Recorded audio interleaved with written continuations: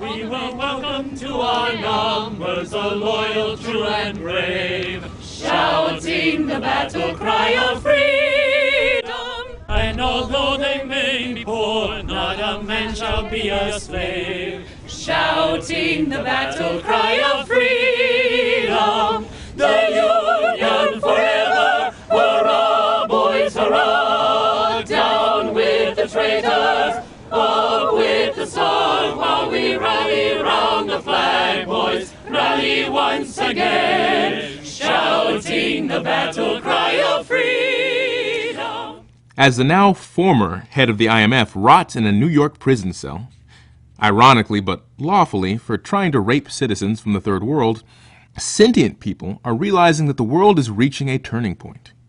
A wave of unrest is rippling across the planet, and it is clear that major changes are in order. Lyndon LaRouche has stressed that we are currently at a point of evolutionary transition, in which our species is faced with the option of development or extinction. The system of globalized empire, which has reigned over the preceding decades, is now rotten ripe for collapse.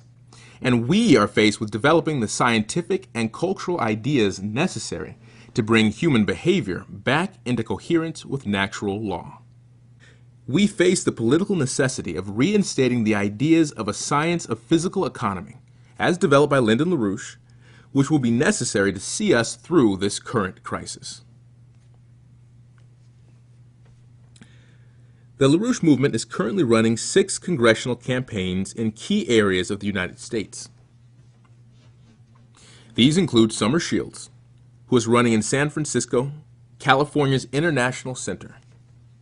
A city of 800,000 people with large immigrant populations from China and Russia, this region represents an embodiment of LaRouche's Four Powers program for international collaboration. With its large national laboratories and universities, it is also one of the major centers of scientific research in the United States, particularly in the domain of plasma physics and nuclear fusion. Dave Christie is in Seattle, Washington, the former center of American aerospace, and a key city for the development of the North American Water and Power Alliance. With the construction of NWAPA, Seattle will become a major hub on the route across the Bering Strait, connecting Argentina with South Africa. Keisha Rogers is running in Houston, Texas. This is one of the 2 NASA Mission Control Centers. And Houston is where we direct all Space Shuttle missions, International Space Station assembly flights, and where we manage all activity on board the International Space Station. Here, we lead a strategic front to bring back man's extraterrestrial imperative, not simply as an exciting endeavor, but as a necessity for the survival of mankind. Bill Roberts is our candidate in Detroit, Michigan. This is the heart of what was known as the arsenal of democracy during World War II, and is, even in its rusted condition, still the seat of major U.S. industrial capability. This region is to be immediately expanded to facilitate the construction of rail and power systems connected to NWAPA, as providing the necessary productive power to back an extended policy for the extraterrestrial imperative. Rachel Brown is running in Boston, Massachusetts. This is home to a dense concentration of educational institutions, also known as the Athens of America. Under the conditions of an extended scientific and economic mission for the United States and the world, this would be a scientific and cultural center of the country.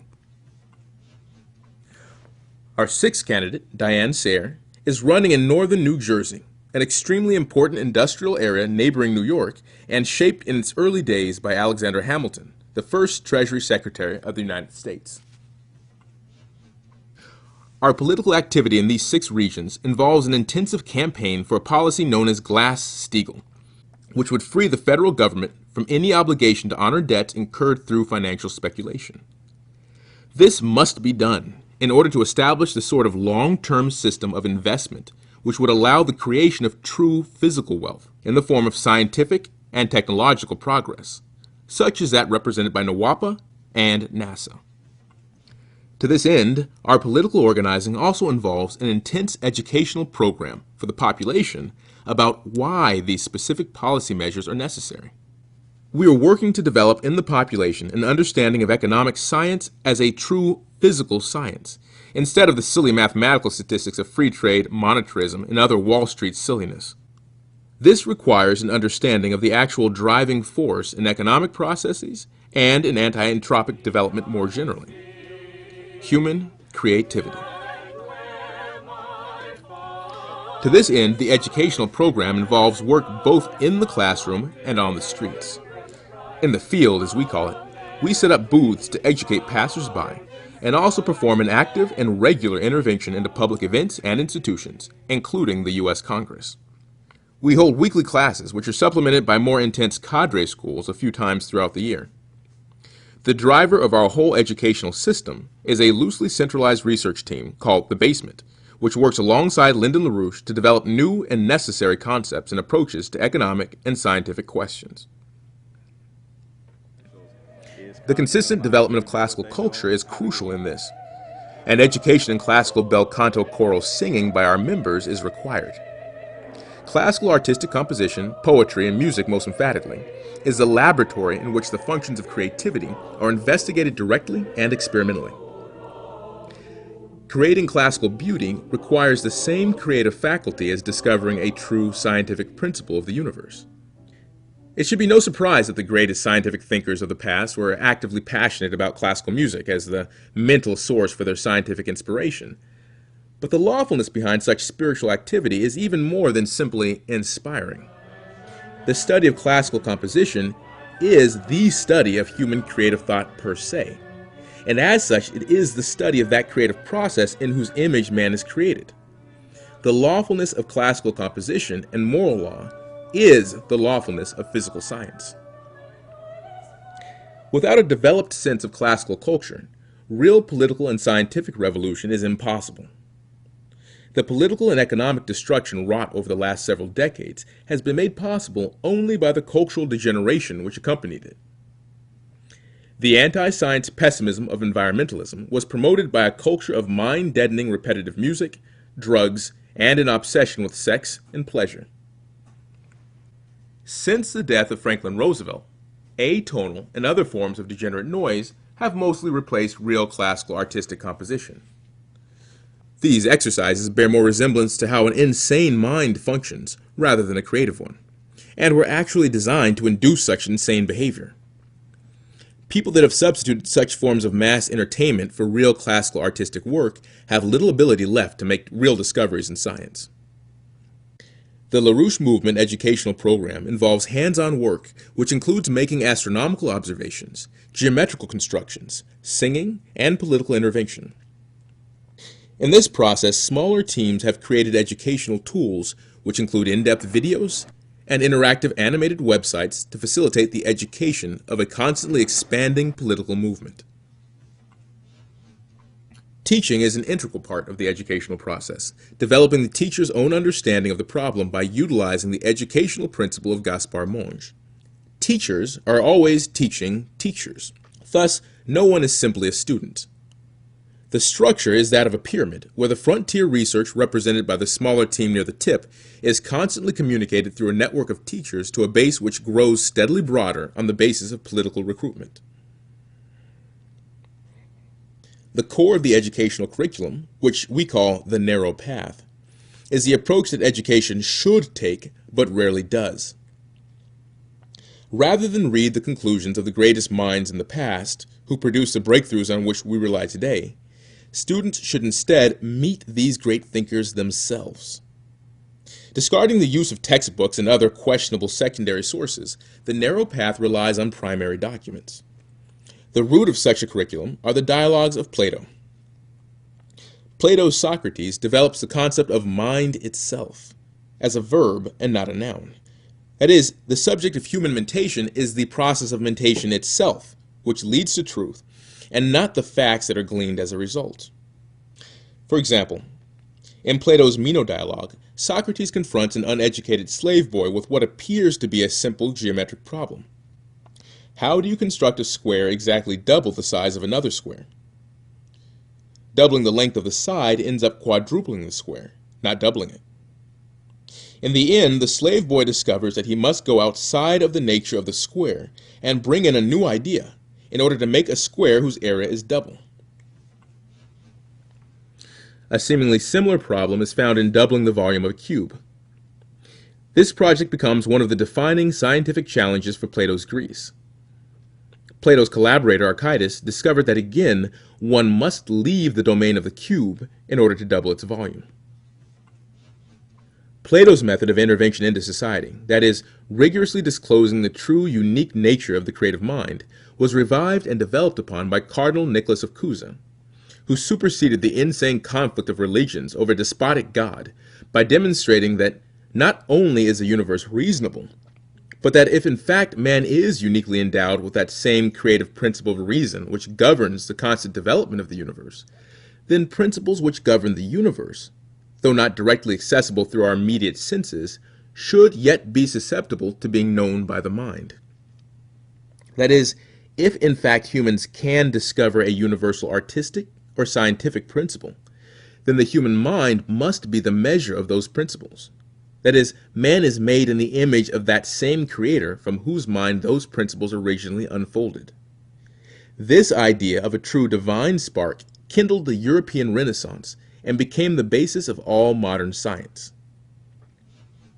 Johannes Kepler, an adherent to the method of Plato and Cusa, became the first modern scientist in the true sense of the word. He was the first person to move beyond modeling the way phenomena appeared to the senses, boldly to claim that man's mind was capable of understanding the reasons that God composed the universe as he did. He showed that all attempts at simply geometric models of the orbits, which inherently required imaginary points which everything orbited around, were actually equivalent and equivalently wrong, including the system of Copernicus. Instead of simply modeling, Kepler introduced a truly physical astronomy by asking, what causes motion? His study of astrophysics, based on physical causes, revolutionized astronomy and all of human thought, as he brought first the individual planets under his analytical gaze, and then the system of planets as a whole. In his Harmonies of the World, Kepler investigates harmony as reflected in both sight and hearing, and juxtaposes the two domains to develop a comprehensive theory of universal gravitation, making sense of the motion of individual planets and their functioning as a harmonic system. Kepler demonstrated that man's mind was a thing independent of the senses, and designed to resonate with those same harmonies that underlay creation. And in that way, man's mind is capable of using irony and metaphor to understand causes. This is in contrast to Newton's later assertion that God ruled by his arbitrary will, making basic truths fundamentally unknowable. For Newton, space, time, matter, and gravitation are absolute and unquestionable, while for Kepler, those are simply shadows of universal physical principle, relative rather than absolute. A necessary consequence of Kepler's discovery were several new challenges to future generations, which were to form the drivers of the development of modern science. One of the most important, taken up by Gottfried Leibniz, to unveil the nature of least action and the infinitesimal, led to the discovery of the infinitesimal calculus. What is the shortest path between 2 points? You may say, a straight line, but now look at the question like this. If a small ball were to roll from a higher point to a lower point, on what path will that ball get to the lower point the fastest? Bernoulli discovered that in fact, the shortest path in this case is definitely not straight. This principle of least action was greatly generalized by Leibniz with his demonstration of the principle behind the catenary curve. Here is a hanging chain. What shape does it make? It looks like a parabola, but it isn't. This curve, the catenary, is the leading example of a principle of physical least action, the definition of a force-free state defined solely by its singularities and boundary conditions. Faced with the necessity of building the largest dome ever constructed over the top of the Basilica of the Santa Maria del Fiore, Cusa's friend Brunelleschi utilized the least action principle of the catenary later identified by Leibniz. Normal methods of construction would have required entire forests worth of wood just to build the scaffolding. Instead, Brunelleschi decided to literally build his dome into the shape of gravity. Above the basilica, where most other people saw only empty space, Brunelleschi saw the least action pathway within Earth's gravity. Thus, by using the catenary as a guide both for the shape of the ribs as well as the stones between the ribs, the principle of gravity reflected in the catenary was wielded by Brunelleschi to build a structure that stands not against gravity, but by means of it. Understanding this curve was a milestone in science. Leibniz, following up on a problem Kepler left to science, the understanding of effects as generated by a continuously operating cause, approached the catenary not as a geometric shape, but as a physical one. This was the true birth of the infinitesimal calculus. The work on Kepler and astronomy extended through Leibniz's work on the calculus leads to Gauss's discovery of the orbit of the asteroid Ceres. This seed crystal of Gauss's work contains the essential elements of almost all of his later work in physics and geometry, including the concept which came to be reflected in the universal principle behind the tensor. Here, least action is examined as an efficient mapping between two distinct spaces, that of the geocentric and that of the heliocentric. The understanding of the lawfulness of this transformation and the transformation it affects in the mind and what stays invariant under it creates the initial pathway to an understanding of the actual ontological character of physical space-time. This language was further developed in Gauss's work on curvature and the geodesics which describe least action in multiply connected manifolds. This early work on curvature paves the way to the work of Bernard Riemann, which creates the only viable language with which to discuss the ideas of Albert Einstein and V.I. Vernadsky. In Einstein, we find an application of Riemann's ideas to the abiotic universe, eliminating once and for all the notions of absolute space and time. Vernadsky takes Riemann's ideas to an even higher level in establishing a universe capable of containing within itself the three distinct phase spaces of the abiotic, the biotic, and the cognitive. With respect to the interaction of these three phase spaces, Vernadsky shows that life is an organizing force for the non-living. Despite the fact that it is a relatively weak force, the slow activity of life over millennia has a greater geological effect than any ostensibly abiotic phenomenon. That is, although a single bacterium would probably lose in any immediate conflict with a mountain, it is yet the bacteria which have had the more significant, lasting effect upon mountains.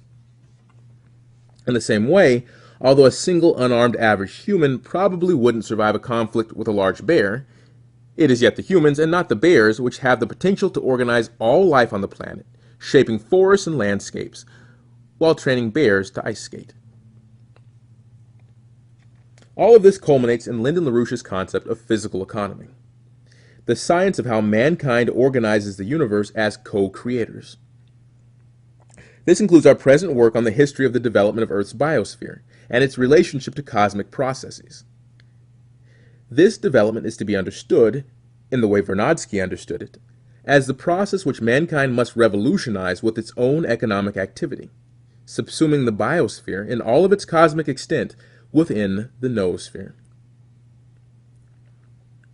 The first step in this direction is necessarily the economic policy of Glass-Steagall, reclaiming control over the issuance of credit and reestablishing a system of long-term credit directed specifically at large-scale development projects.